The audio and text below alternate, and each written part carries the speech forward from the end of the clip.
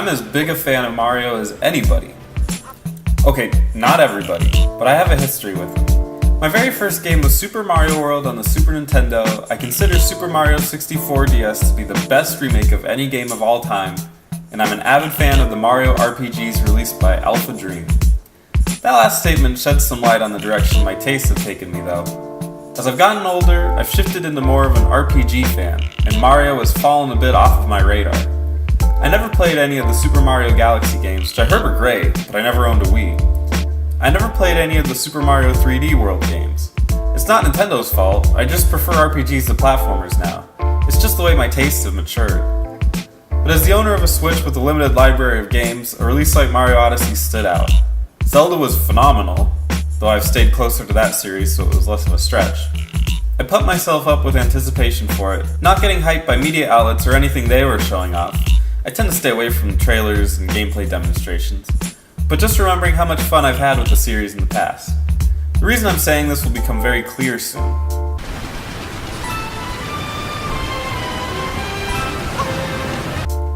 When I received Odyssey on launch day, I immediately tore into it and started playing. The gameplay is smooth, the graphics are clean, the presentation is perfect, and the sound is just as you would expect. This is clearly a labor of love by one of the best developers in the world. There's a story here, but as expected it's very limited, and mostly serves to get you into the action. There's an evil wedding, some hats, some brutals, obviously, and a world to explore or fly over. You and Cappy, they aren't even trying, travel the world on a flying ship following Bowser to his castle. Gameplay-wise, it's pretty standard Mario fare, with one major addition. You can throw your hat.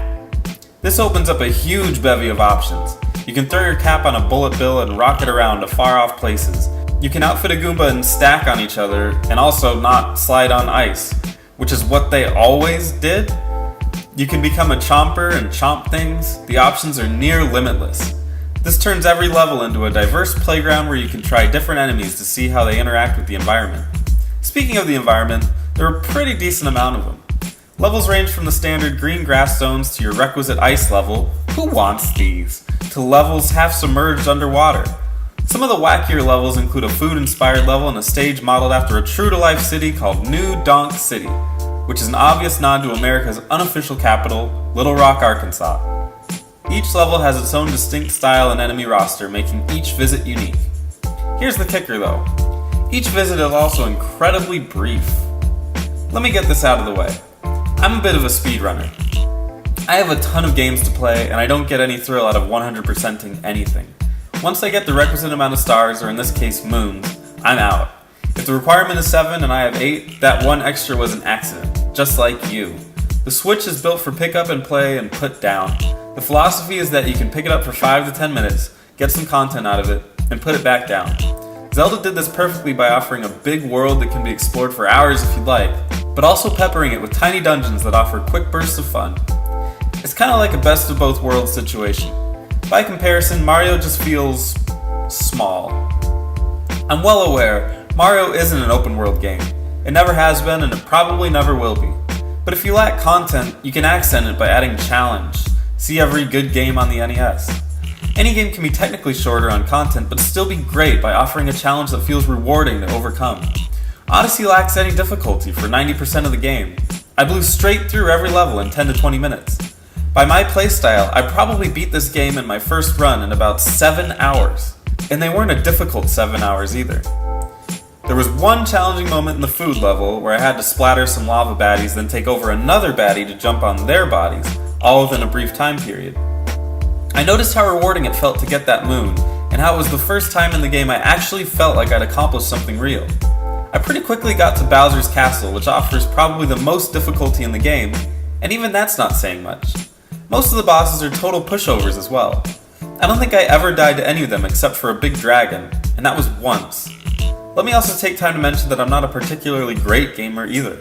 In the Itch network, I'm probably the least skilled of everyone. But maybe the most ironically easy portion of this game is the side-scrolling. There are brief portions of the game where you can go flat against a wall, and the game plays out like classic NES-style Mario. It looks cool and gives those fun feelings, but if you can wade through the nostalgia, it's pretty blatant that there is very little emphasis on gameplay here. These segments lack almost any difficulty, and some, I'm looking at you, New Donk City, are almost blatantly walking simulators. I never died once in the side-scrolling sections of this game, which ultimately, to me, felt like a huge missed opportunity to innovate. I was reminded of Zelda: A Link Between Worlds, and how interesting those mechanics were to use with the environment, melding 3D and 2D to solve puzzles. This game does almost nothing with the concept besides flash. The camera turns with it. Oh joy! Again, nostalgia-wise, this is a slam dunk. But look past it and it's a very thinly veiled cover-up for a massive lack of difficulty for a style of gameplay that represents the most difficult in the series. So to summarize, this game is undoubtedly Mario. Its polish is impeccable, the sights and sounds are all there, and the gameplay feels tight. But this game banks heavily on nostalgia to make its mark, instead of offering any kind of challenge to overcome. If a game was rated on giving you warm, fuzzy feelings, this would be Game of the Year. But that wore off on me after an hour or so, and I was left with a pleasantly crafted Mario game that I can beat, and wish I was playing Mario 64.